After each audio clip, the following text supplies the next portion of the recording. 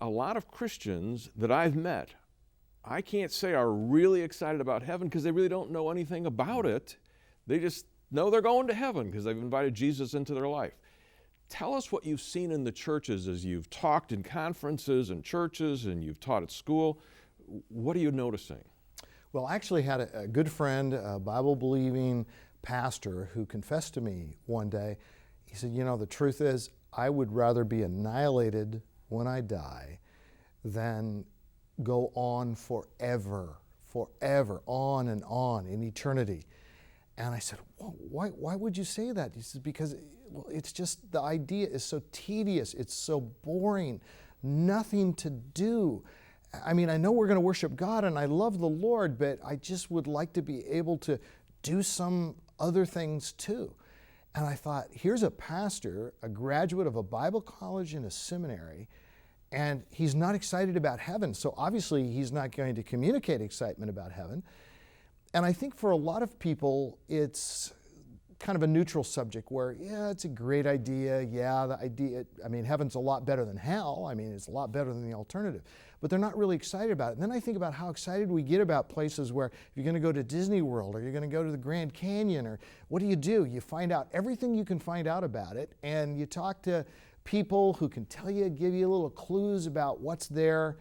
And I think as Christians, we need to go to God's Word and see what it says. And when we see what God's Word says about heaven, this place that Jesus, the carpenter from Nazareth, has gone to prepare for us, place He's been preparing for us for 2,000 years. And He's a builder, He's a carpenter. He knows how to build stuff, and He knows how to repair stuff. And He built this world, and this world went bad, and then He's going to repair it, and we're going to live on a new earth forever. And when you get that in your mind, you can't help but be excited about heaven. Yeah, you said new heaven, new earth. Just give me in a nutshell what that means. Well, often we think about heaven only in the short term. We think about, okay, somebody dies, they love Jesus, they go to heaven. To be absent from the body is to be present with the Lord. That's right. You die, you go to heaven. But heaven is now in a location that it will not always be.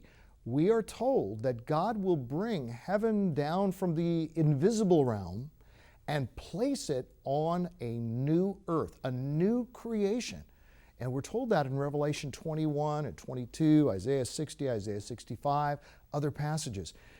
And when God comes down to live with us on this new earth, it says His throne is going to come down and He's going to dwell among His people. We will be resurrected. We will have new bodies, and the new earth will be parallel to our new bodies. Our old bodies die, they, over a period of time, decompose, and then God raises them in the resurrection. Likewise, the earth we're living on now, yes, it's going to be destroyed, but then it's going to be resurrected, and there will be a new earth we'll live on forever, and that new earth will have most of the features that we know of in this present earth, and we will have bodies where we'll eat and drink and be happy and celebrate and tell stories at the dinner table. Abraham and Isaac, they'll come from the east and the west and sit down with them at the table. This is what we have to look forward to.